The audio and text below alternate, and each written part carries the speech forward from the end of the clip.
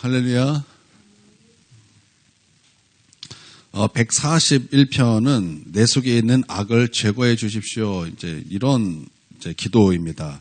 다윗이 고난 중에 있습니다. 사울왕을 피해서 엔게디 동굴, 그러니까 엔게디 광야에 갔고 엔게디 동굴에 숨어 있게 되었습니다. 마침 사울이 그 다윗을 쫓아 엔게디 광야에 갔고 또 엔게디 동굴 앞에서 배가 아픈 거예요.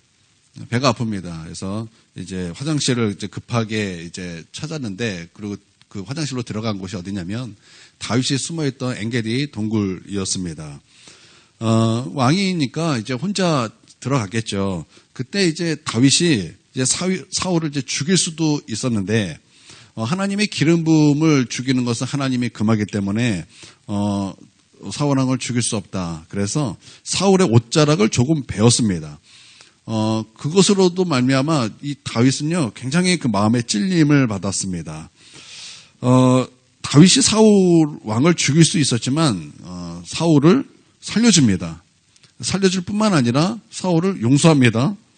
이때 하나님께 기도했던 시편이 시편 141편입니다. 여러분, 자신을 죽이려고 했던 그 사울을 살려주고 뿐만 아니라 그런 나를 죽이려는, 나를 해코지 하는, 아무 이유 없이 나를 미워하기 때문에 나를 죽이려고 하는 그 사울을 용서하는 그 다윗의 마음은 어땠을까요? 그냥 우리는 너무 쉽게 생각하는 그런 경향이 우리에게 좀 있죠. 다윗이니까. 다윗은 그랬을 거야. 근데 여러분, 우리가 말씀에서도 우리가 많이 살펴보지 않았습니까? 다윗은요, 우리가 참 대단하고 하나님을 뜨겁게 사랑했지만 또 다윗은 정말 진실한 사람이었어요. 또 다윗은요, 정말 감정이 없는 사람이 아니에요. 다윗의 감정이 시꺼멓게 탔다라는 것은요, 수많은 시편에서 우리는 많이 확인했습니다. 우리가 저번 주에도 시편 140편 다윗의 시죠. 어떤 시편을 우리가 다루었습니까? 어떤 시편을 우리가 공부했습니까? 저주 시편 아닙니까? 탄원시 아닙니까? 그래서 하나님 앞에 얼마나 그 저주를 쏟아내면서 그렇게 해서 그 마음이 풀려지면서 하나님의 은혜로 들어가면서 결국 그를 위해서 기도하고 축복하는 자리까지 갔던 여러분, 그런 다윗의 모습을 우리가 보지 않았습니까? 그러니까 다윗이 하나님 말씀을 붙잡고 그를 용서하고 그를 살려주고 그랬을지라도 다윗의 마음은요 시커멓게, 그런 새까맣게 타는 그런 마음이었다라는 거예요. 그럼에도 불구하고 다윗은요, 모든 문제를요, 그러한 문제, 그런 것을 이제 사람에게 가지고 가지 않았습니다. 그래서 사람에게 가져가면은 그것은 소망이 없다라는 것을 다윗은 너무나 잘 알았습니다. 그래서 다윗은요, 하나님께 기도합니다. 그 괴로움을 가지고 기도하는 거예요. 만약 그때 사울을 죽였다면요, 고난이 끝이 납니다. 고난이 끝나는 거예요. 그리고 그는 왕이 될 수 있었습니다. 누가 뭐라 그러겠습니까? 당시 다윗이 왕으로서의 기름 부음 받았다라는 것을 모르는 사람 다 한 사람도 없었어요. 다윗이 왕의 기름 부음 받았다는 건 다 알고 있었습니다. 그래서 그때 다윗이 사울 왕을 죽였어도 누가 뭐라 그래서는 하나도 없었다라는 거예요. 뿐만 아니라 다윗과 함께 있었던 그 사람들조차 이건 하나님이 주신 기회입니다. 내가 가서 저 사울 왕을 죽여버리겠습니다. 그렇게 말했던 사람들이 옆에 수두룩 있었다라는 거예요. 그러니까 그때 다윗이 사울을 죽여도 누가 뭐라 그랬어는 하나도 없다라는 거예요. 그러나 다윗에게는 어떤 믿음이 있었냐? 하나님의 말씀에 대한 온전한 믿음이 있었어요. 그래서 하나님께서 기름 부음 받은 자를 해할 수 없다. 그 말씀 순종하기 위해서 그는요, 고난을 선택할 수밖에 없었다라는 거예요. 희생을 선택할 수밖에 없었다라는 거예요. 힘든 삶을 선택할 수밖에 없었다라는 것입니다. 여러분이 하나님의 말씀을 순종하기 위하여 어떤 것을 포기해 보신 적이 있으십니까? 하나님의 말씀에 순종하기 위해서 어떤 것을 희생해 보신 적이 있으십니까?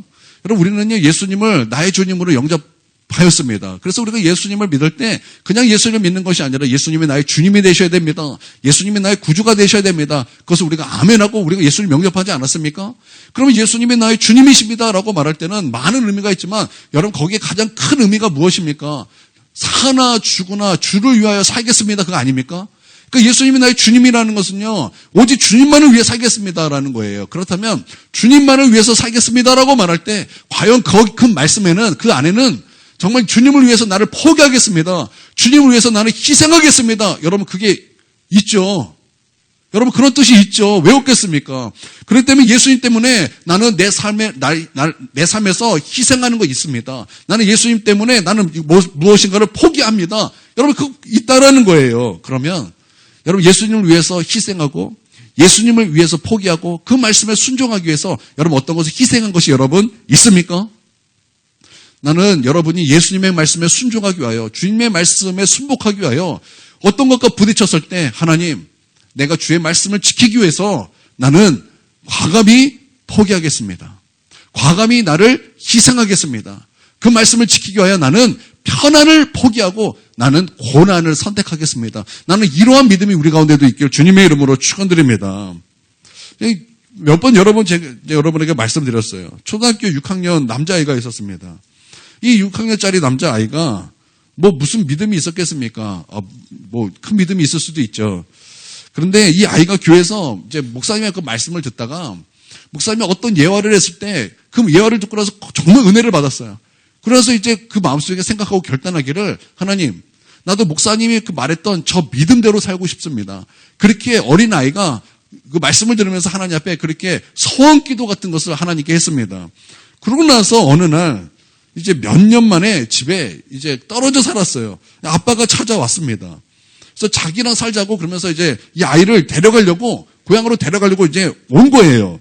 근데 이 아이 마음이 다급해졌습니다. 왜 다급해졌냐면 엄마랑 헤어지긴다라는 그런 다급함이 아니라 아빠를 따라가면 내가 교회 못 다닌다. 아빠를 따라가면 예수님 믿지 못한다.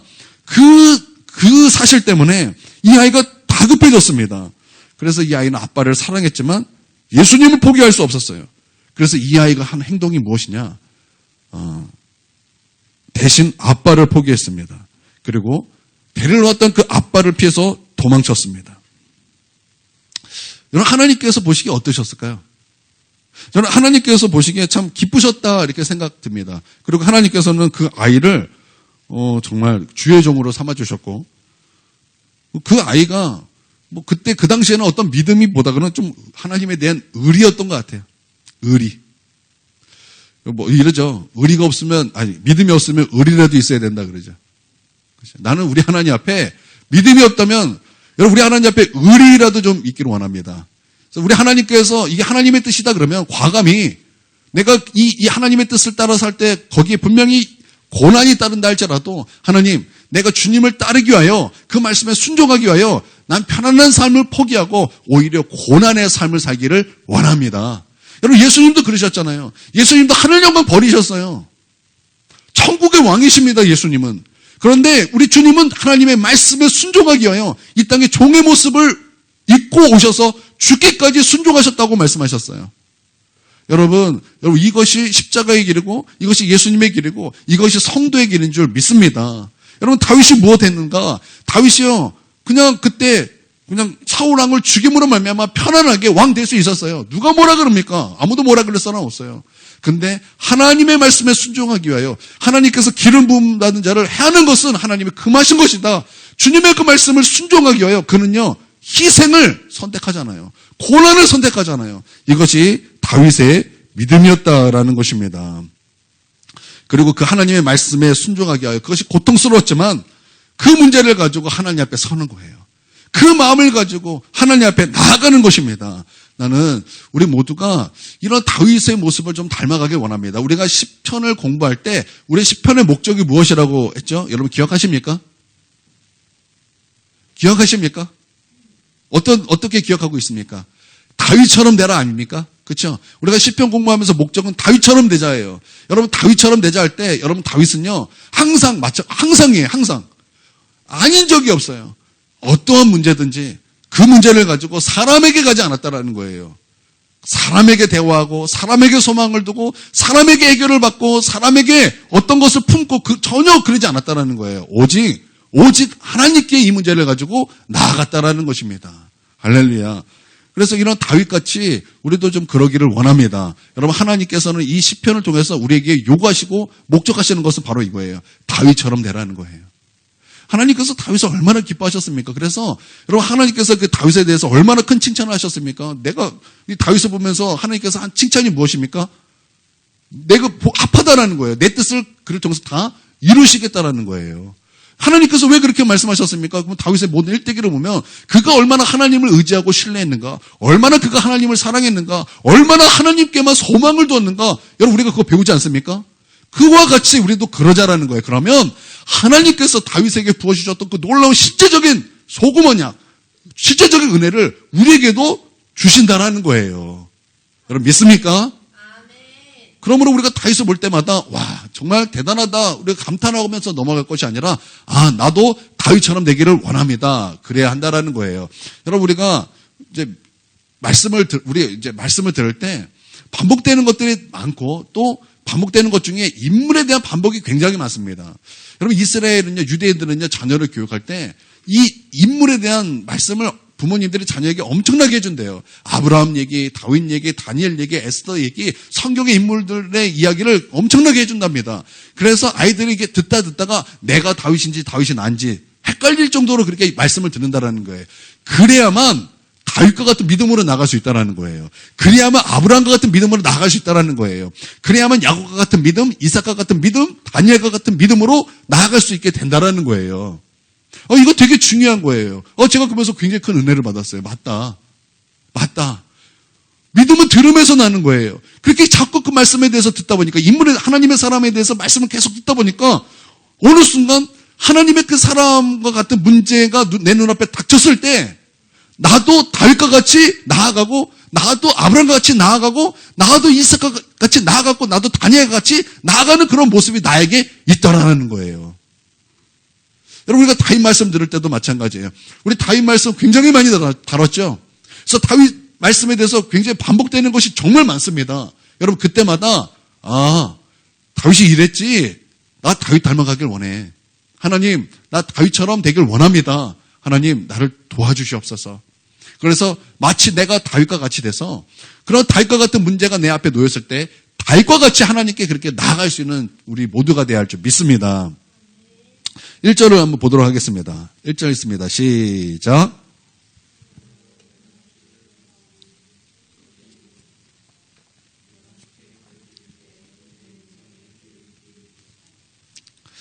여호와여 이렇게 시작하죠. 여러분 여호와여 이렇게 시작하는 것은요.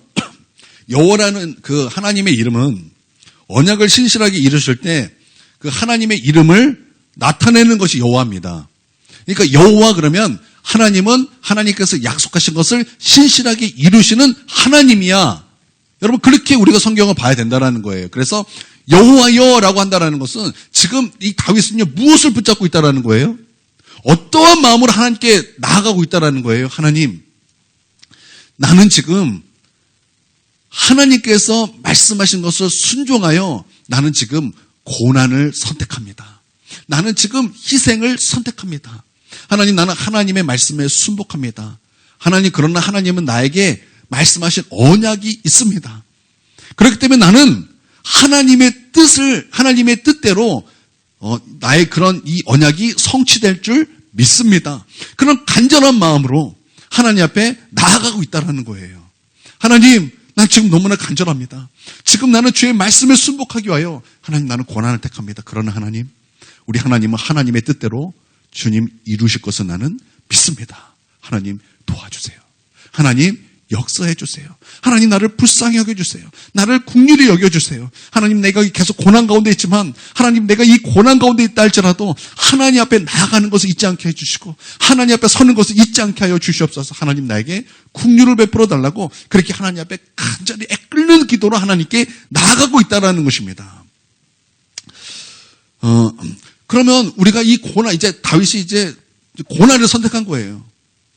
힘든 삶을 선택한 것입니다. 그러면 우리는 생각하기를 예상하는 기도 제목이 있습니다.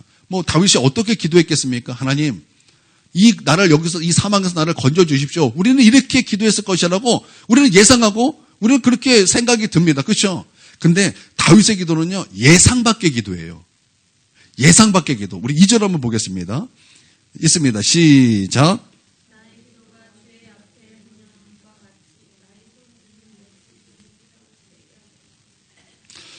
그러니까 나의 기도가 아침 분향같이 또 나의 기도가 저녁 제사같이 되게 해달라고 기도했다는 것입니다. 지금 다윗은요 다시 지명 수배자가 된 거예요.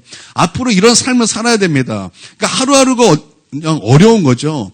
어디서 막 먼지가 일어나요. 그러면 다윗은요 벌벌 떨 수밖에 없어요. 왜냐하면 사울이 나를 잡으러 군대들을 이끌고 오는 그런 모습이 연상되기 때문에 다윗은요, 모든 삶이 그런 조짐만 보이면 막 깜짝깜짝 놀라야 되는 그런 삶을 사는 거예요. 도망자의 삶을 살아야 된다는 것입니다. 여러분, 이럴 때 믿음 지키는 것이 쉽겠습니까?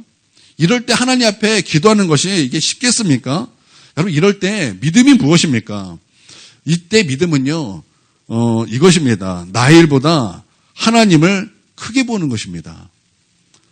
내 일이 작게 느껴져야 되고 하나님은 커 보여야 된다라는 것입니다. 여러분, 지금 여러분의 일들이 어떻게 작게 보이십니까? 여러분, 크게 보이십니까? 하나님이 작게 보이십니까? 크게 보이십니까? 내 일이 커 보인다라는 것은요, 지금 믿음이 흔들리고 있다라는 거예요. 내 경제 문제, 또 내 건강 문제, 질병의 문제, 또 어떠한 문제가 커서 해결이 안 될 것처럼 보입니까? 그러면 지금 우리는요, 흔들리고 있다라는 거예요. 다윗의 기도는 어떤 기도입니까? 흔들리지 않도록 기도할 수 있도록 도와달라는 기도예요.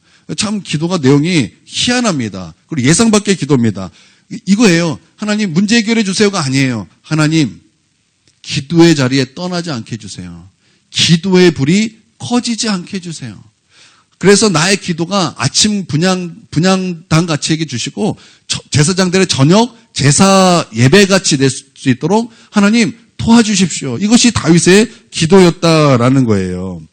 고난 중에 이것이 다윗의 기도였고, 하나님 나는 이 기도가 포기되지 않도록 하나님 나를 도와주십시오. 이것이 다윗의 기도였다라는 것입니다. 기도는요, 내 안의 빛을 다 꺼뜨리는 거예요. 내 안의 빛을 다 끄면요, 어떤 일이 생깁니까? 어두워지겠죠. 빛을 다 끄면 어떻게 돼요? 어두워지는 거예요. 그렇게 어두워지면요, 무엇이 보입니까? 하늘의 별이 보이는 거예요. 불을 끄면요, 그냥 어두워지는 게 아니에요. 불을 끄면요, 어두워지면 하늘의 별이 보이는 거예요. 마치 동방박사들에게 하늘의 예수님의 구주의 별이 보였듯이, 여러분, 우리 안에 불을 끄면요, 그냥 어두워지는 것이 아니라 하늘에 떠있는 우리 구세주의 별이 보이게 되는 거예요. 하나님이 보이기 시작한다라는 것입니다. 다른 가능성을 다 내려놓는 거예요. 하나님만 바라보게 되는 것입니다. 그래서 하나님이 보이니까 하나님이 내 문제보다 크신 분, 이게 보이기 시작하는 거예요. 사막에 가면요, 선인장이 있습니다. 1m 되는 그 선인장이 있어요. 참 선인장을 보면 참 신기합니다. 아니, 사막에 비도 오지 않는데 어떻게 저 선인장이 1m나 자랐을까? 어떻게 저 선인장은 2m나 자랄 수 있을까? 여러분, 그렇게 의문이 들지 않습니까? 여러분, 그러지 않습니까? 근데 선인장이 이렇게 비가 오지 않음에도 불구하고 1m가 자라고 2m가 자라는 비결이 있다고 그럽니다. 다른 나무는 이게 없어요. 근데 이 선인장만큼은 여러분, 다른 나무에 없는, 그렇게 그 사막에서도 1m를 자라고 2m가 자라게 하는 그 비결이 있답니다. 비결이라 그러니까 좀 되게 거창한데, 선인장은요, 비가 오지 않기 때문에 비를 의지하는 것을 포기한답니다. 아니, 포기한대요. 비가 오지 않는 곳이기 때문에 비를 의지하는 것을 포기한답니다. 대신 뿌리를 의지한대요. 그래서 1m의 선인장에서 그 뿌리를 파면 뿌리가 몇 미터까지 가 있는가? 12m까지 가 있대요. 그래서 내가 볼 때는 1m의 선인장인데 그 뿌리는요, 몇 미터예요? 12배의 크기의 뿌리가 내려져 있다라는 거예요. 그러니까 물 의지하지 않고 뿌리 의지한다. 이게 선인장이다라는 거예요. 그러니까 우리는 누구 의지해야 되는 것입니까? 그러니까 다른 가능성 다 내려놓고 오직 하나님만 의지해야 된다라는 거예요. 다윗의 기도가 이거였어요. 하나님, 기도의 불이 꺼지지 않게 해주세요. 여러분, 제사장은요, 날마다 하나님 앞에 올려드리는 불이 있었습니다. 그와 같이 하나님, 나의 기도가 꺼지지 않게 해주세요. 내가 이 고통 중에 있을 때, 내가 이 고난 중에 있을 때, 내가 이 고난 때문에 힘들다고, 내가 내 몸이 힘들다고 피곤하다고 하나님 내 이 기도의 불을 꺼뜨리지 않기를 원합니다. 하나님 이 기도의 불이 꺼지지 않도록 나를 도와주십시오. 이것이 다윗의 기도였다라는 것입니다. 분향함 같이 되게 해달라고 이렇게 기도했어요. 분향, 이렇게 향 올려드리는 거죠. 우리 기독교는 이게 향 피우지 않습니다. 여러분 향 피우지 않아요. 기독교는 향 피우는 거 아니에요. 향 피우는 거 불교 문화입니다. 그런데 우리가 이제 구약에 보면 이제 향이 있죠. 근데 이 분향함이라는 것은요, 이런 뜻이 있어요. 거룩하게 만들다라는 의미가 있습니다. 시간과 장소를 거룩하게 만들다. 그래서 이제 정화한다라는 의미가 있다라는 거예요. 그래서 이 분향함으로 말미암아 악한 것을 쫓아낸다, 이런 의미가 있답니다.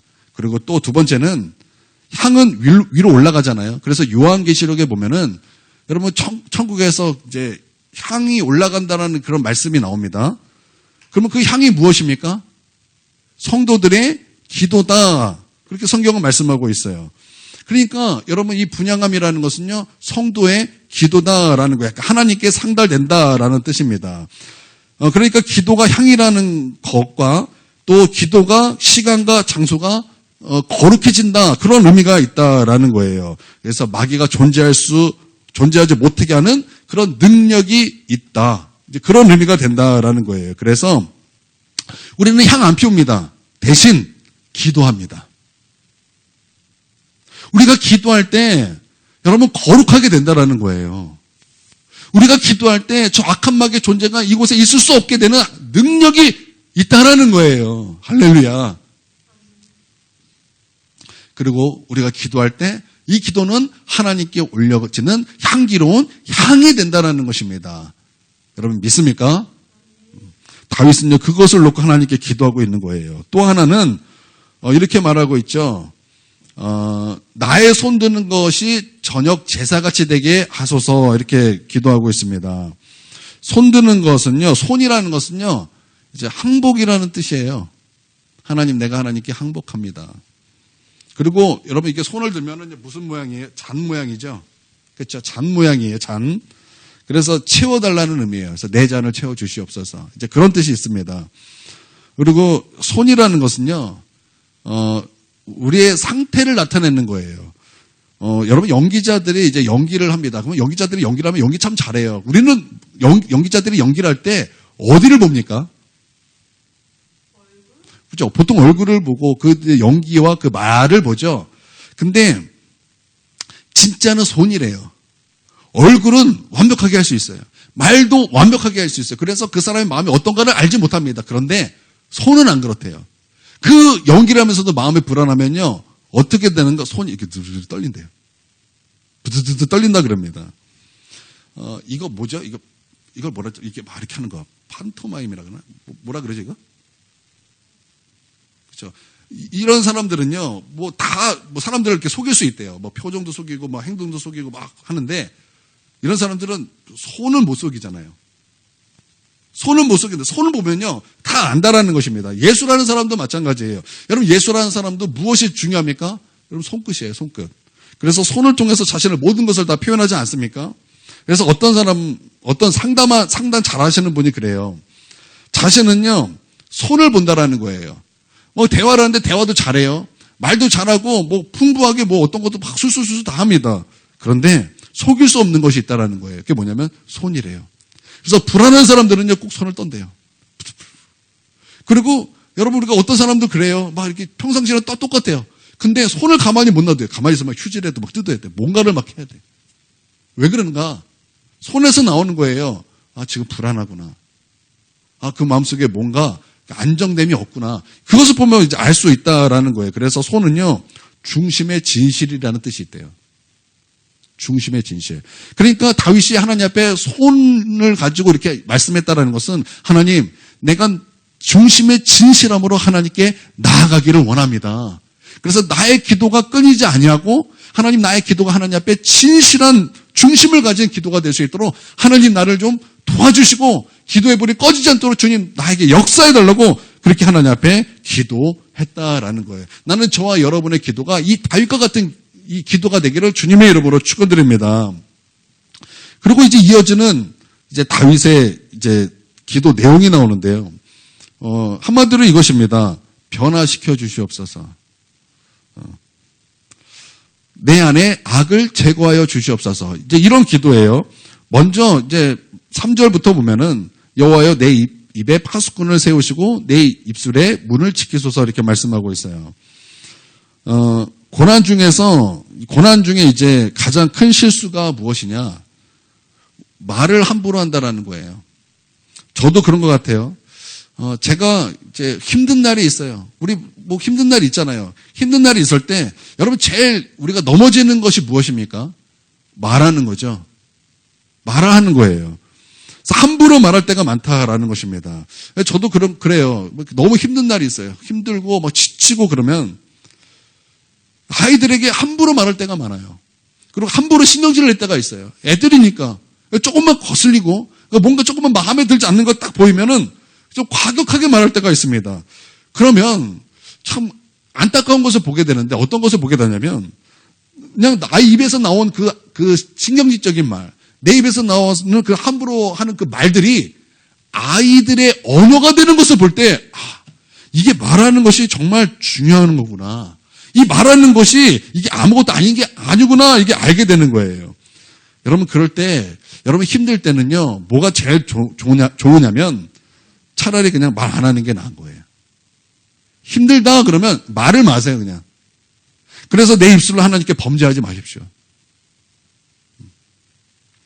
그러면 시험에 들지 않습니다. 차라리 아무 말 하지 않고 자는 게 나아요. 그러면 내일 아침 되면요 아무것도 아닌 일들이 대부분이에요.